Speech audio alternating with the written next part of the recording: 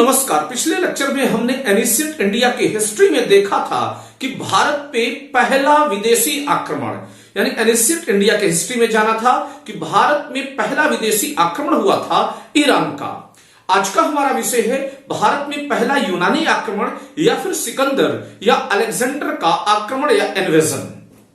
तो जैसा कि आप सभी जानते हैं कि मैं एनिशिएंट इंडिया का रिवीजन सेक्शन लेकर के चल रहा हूं और इसमें हमने नंद वंश तक पढ़ा था और उसके बाद देखा था कि उस दौर में होने वाले विदेशी आक्रमण या फिर फॉरेन इन्वेजन्स को।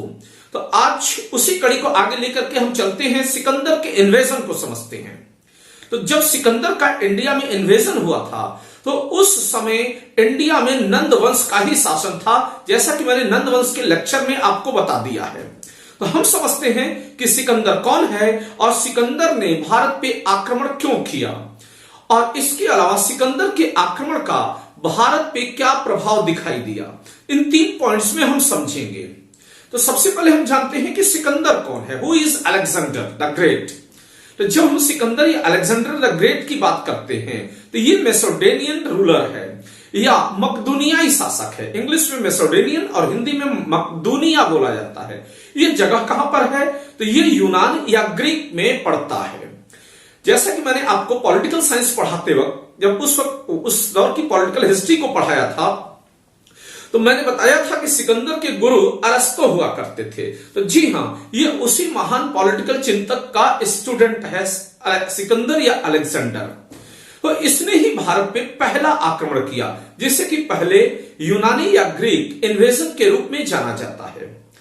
अब प्रश्न है कि सिकंदर ने भारत पर आक्रमण किया क्यों। Why did Sikandar or Alexander invaded to India or attack to India? तो इसके कुछ कारण हैं। सबसे पहला, इसके जब हम कारणों को देखते हैं तो सबसे पहला कारण क्या दिखाई देता है कि उस दौर में ईरान और यूनान के बीच में वैश्विक साम्राज्य की स्थापना को लेकर के संघर्ष चल रहा था। यानी कि जो ईरान है या पर्सिया है और जो ग्रीक या यूनान है, दोनों आपस में कॉन्फ्लिक्ट कर रहे थे। किस लिए कि किस प्रकार से पूरे वर्ल्ड की पॉलिटिक्स पे हम अपना इन्फ्लुएंस स्थापित कर सके या नियंत्रण स्थापित कर सके। इसी पहल के तहत सिकंदर ने यूनान की तरफ से हमला किया ईरान के शासकों पर और जब ईरान के शासकों पे हमला किया तो उसी मार्ग से होता हुआ भारत आया। तो पहला कारण था विश्व विजेता का बनने का दोनों का सपना, ईरान और यूनान के राजाओं का। इसमें ईरान के राजाओं को परास्त किया सिकंदर ने और विश्व विजय अभियान को या पूर्वी देशों के अभियान को आगे बढ़ाया। तो पहला रीजन तो समझ गए होंगे कि विश्व में किसका प्रभुत्व स्थापित होगा। फिर उसके बाद जो सेकंड रीजन था वह कारण था कि जब वह ईरान की विजय कर लिया, जब यूनान से चला और ईरान को हरा लिया तो आगे देखा कि भारत एक धनी देश है और यहां के जो पश्चिमी क्षेत्र हैं वहीं से ट्रेड हुआ करता था ईरान का और ईरान के जरिए सामान यूरोप पहुंचा करता था। और जो पश्चिमी भारत की सीमाएं थी वह पूरी तरीके से सुरक्षित नहीं थी क्योंकि यहां पर किसी सेंट्रलाइज पावर या सेंट्रलाइज रूलर अपने शासन को स्थापित नहीं कर पाया था और छोटे छोटे गणराज्य थे। पोरस रूपी राजा था, गांधार में छोटा सा राज्य है, पोरस का अपना राज्य है झेलम के किनारे, या यूं छोटे छोटे कबीलाई राज्यों में बटा हुआ था। तो सिकंदर ने सीधा तय किया कि अगर इस क्षेत्र के व्यापारिक मार्ग पर ट्रेड रूट पे कंट्रोल कर लिया जाए तो ये यूनान के लिए भी लाभदायक होगा और उसके विश्व विजय में एक महत्वपूर्ण आधार साबित होगा। तो फिर इसी कारण से उसने भारत पे हमला किया क्योंकि पश्चिमी भारत के राजाओं को हराना, छोटे छोटे राजाओं को हराना बहुत आसान था। फिर उसके बाद तीसरा बड़ा कारण क्या है। तीसरा बड़ा कारण है भारत की आर्थिक समृद्धि यानी कि इकोनॉमिकल प्रॉस्पेरिटी ऑफ इंडिया। जैसा कि हेरोडोटस ने लिख रखा है अपने पुस्तक में, तो उसने इसको भी एक बड़ा कारण बनाया है कि भारत का धन और भारत की संपदा ने यूनानी राजाओं को काफी आकर्षित किया भारत में हमला करने के लिए। जैसा कि मैंने नंद वंश के लेक्चर्स में बताया है कि नंद वंश ने एक मजबूत भारतीय साम्राज्य की स्थापना की थी। हालांकि उसका राज्य पश्चिमोत्तर भारत या नॉर्थ वेस्ट इंडिया तक नहीं पहुंच पाया था, जिसको कि आज हम पाकिस्तान और अफगानिस्तान के नाम से जानते हैं।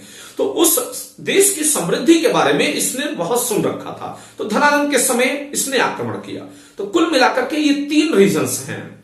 फर्स्ट कि वर्ल्ड हेजेमोनी किसकी होगी, यूनान की, ग्रीक की, या फिर ईरान की होगी, या पर्सिया की।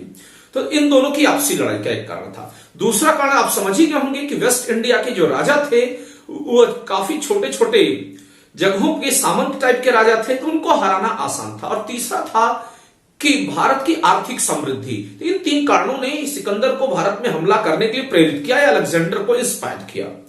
अब उसके बाद देखते हैं कि इसने अभियान कैसे चलाया, कैसे आक्रमण किया। तो जब हम इसके इन्वेजन को देखते हैं तो ईरान को हराने के पश्चात वो अब खैबर दर्रे के रास्ते से भारत की तरफ बढ़ा। खैबर दर्रा ध्यान रखेंगे, एग्जाम के पॉइंट ऑफ व्यू से बहुत इंपॉर्टेंट है। खैबर दर्रा होता हुआ भारत आया और झेलम नदी के पास उसको थोड़ा कहीं ना कहीं झेलम की धारें रोक ली। खैर फिर भी इसी दौर में भारतीय राजा उस क्षेत्र का राजा हुआ करता था, पोरस हुआ करता था। पोरस को पता चला कि कोई मलेच्छ या विदेशी आक्रमणकारी भारत की सीमाओं में प्रवेश कर गया है। हालांकि उस दौर में भारत जैसा कोई नाम स्पष्ट नहीं था या कोई एक स्पष्ट भारत की राजनीतिक संरचना नहीं थी। कल्चरल इंडिया हुआ करता था और उसमें कई छोटे छोटे रजवाड़े हुआ करते थे, जिसमें सबसे बड़ा मगध एम्पायर था नंदवंश के द्वारा, जो हाल ही में उसने स्थापित किया था या उसके पिता ने। तो अब जो आक्रमण हो रहा है, उसका अटैक हो रहा है, तो झेलम नदी के किनारे पोरस ने उसे रोक लिया। ये बात आप सुने हैं हिस्ट्री में, बहुत ही इंपॉर्टेंट, लेकिन इसमें एग्जाम पॉइंट ऑफ व्यू से क्या इंपॉर्टेंट है। पोरस और सिकंदर की लड़ाई में पोरस की हार हुई और पोरस की जो यह हार हुई उसके बाद से सिकंदर पोरस की बहादुरी से काफी प्रभावित हुआ, क्योंकि एक छोटा सा राजा या छोटा सा सामंत वह किस प्रकार से हरा रहा है एक विदेशी बड़ी सत्ता को। तो सिकंदर ने उसका राज्य उसे वापस कर दिया। यहां पर जो सिकंदर और पोरस की लड़ाई होती है, इससे ही एग्जाम के क्वेश्चंस पूछे जाते हैं कि सबसे पहला क्या पूछा जाता है कि किस नदी के किनारे यह लड़ाई हुई थी, तो झेलम नदी के किनारे हुई थी। इस लड़ाई को और क्या बोला जाता है कि इस युद्ध को वितिस्ता के युद्ध के नाम से हम जानते हैं या हाइडोस्पीस के युद्ध के नाम से जानते हैं। तो हाइडोस्पीस का युद्ध या वितिस्ता का युद्ध किन राजाओं के मध्य हुआ था, ये पीसीएस में अक्सर पूछा जाता है। तो जाहिर सी बात है सिकंदर के बीच में और पोरस के बीच में हुआ था। तो ये पॉइंट एग्जामिनेशन के पॉइंट ऑफ व्यू से जरूर नोट कर लेंगे, क्योंकि हाइडोस्पीस का युद्ध और वितिस्ता का युद्ध एक ही है। कभी कभी लड़के गलती से ऑप्शन में रावी या सतलज नदी को लगा करके चले जाते हैं, तो ये ऑप्शन गलत होगा। तो ये तो था इसकी स्थिति को लेकर के। अब देखिए, जब सिकंदर आक्रमण कर दिया है, वितिस्ता के युद्ध में हार चुके हैं हमारे पोरस, उसके बाद से सिकंदर और भारत में पूरब की तरफ बढ़ रहा है, यानी कि प्रेजेंट इंडिया की तरफ उसकी निगाह पड़ चुकी थी। खैर सिकंदर आगे बढ़ा, लेकिन इसको बड़ी सफलता नहीं मिली। रावी नदी तक पहुंचा था, इसके बाद से इसके सैनिक आगे बढ़ने से मना कर दिए। आगे बढ़ने से मना क्यों किया गया? सबसे पहला चीज था कि लंबी लड़ाई लड़ते हुए ये सैनिक आ रहे थे, तो इनको थकान महसूस होने लगी थी। और दूसरा, इनको उस कोने से समझ में आ गया था कि आगे भारत की एक विशाल साम्राज्य के राजा से मुकाबला होना है, तो उसके पास सैनिकों की इतनी संख्या नहीं थी, इतना साहस नहीं था कि घनानंद के या धनानंद की बड़े सैनिकों का मुकाबला कर सके या बड़ी सेना का मुकाबला कर सके। तो जाहिर सी बात है, आप सभी जानते ही हैं कि उसके पास करीब 2 लाख से अधिक सैनिक थे। इतना तो उस दौर में सिकंदर ने कल्पना भी नहीं की थी। और जैसा कि मैंने पॉलिटिकल साइंस की जब पॉलिटिकल हिस्ट्री पढ़ाते वक्त मैंने ये चीज बताया था कि अरस्तु के लिए एक आइडियल स्टेट की पॉपुलेशन ही 10,000 होती है या 10,000 होती है। तो सिकंदर जो उसका शिष्य है, वह पूरे विश्व की जनसंख्या की भी शायद इतनी कल्पना ना किए बैठा हो जितना कि धनानंद के पास स्थायी सेना थी और उसके अलावा टेम्परेरी सैनिक अलग रहे होंगे। तो ये 2-3 कारण ऐसे थे जिसके कारण सिकंदर को अपने अभियान से पीछे हटना पड़ा। साथ ही साथ वह कुछ बीमार भी था। अब देखिए इसके बाद हो क्या रहा है। सिकंदर जब वापस जाता है तो उसकी रास्ते में ही मृत्यु हो जाती है। बगदाद के पास एक जगह पड़ता है इराक के पास, जिसका नाम है बेबीलोन। बेबीलोन में 323 ईसा पूर्व में उसकी मौत होती है। मैंने आपको पहले ही बताया है कि उसने भारत पे आक्रमण 326 ईसा पूर्व में किया था। तो 3 साल बाद जब वो वापस लौटता है तो बेबीलोन में ही उसकी मृत्यु हो जाती है। तो ये था सिकंदर का अभियान। या उसका जो कैंपेन था इंडिया की तरफ। अब देखते हैं कि सिकंदर के कैंपेन का इंपैक्ट क्या पड़ा है इंडिया में, या भारत पे प्रभाव क्या पड़ा। तो जब सिकंदर के आक्रमणों के प्रभाव को हम देखते हैं तो सबसे पहला प्रभाव दिखाई देता है कि जो उत्तर पश्चिमी भारत है, नॉर्थ वेस्ट इंडिया है, जिसमें कि हम पाकिस्तान और अफगानिस्तान वाले क्षेत्रों को लेते हैं, यहां पर यूनानी छत्रपों की स्थापना हुई।